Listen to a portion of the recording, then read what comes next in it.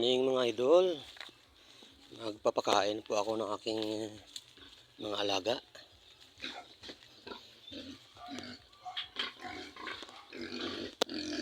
Hello mga dikdik. Ang dudungis nyo. It's time to ligo-ligo.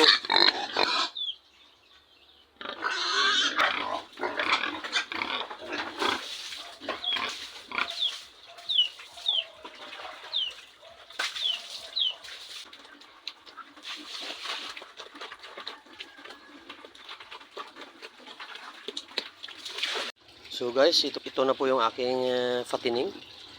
Yung anak ng aking inahin noong nakaraan. Ito po ay ika 68 days na nila ngayon. Simula nung ipinanganak. Ayan po, pwede nang panglitsyon. So medyo nakakalungkot lang po guys kasi kung kailan nag-aalaga ako ng fatining ay saka naman biglang mura ang kilo ng live weight. So dito sa amin ngayon sa Iloilo ay pumapatak na lang po sa 160 to 170 per kilo ng live weight. So malayo ang diferensya nung nakaraang umabot ng 250 ang live weight.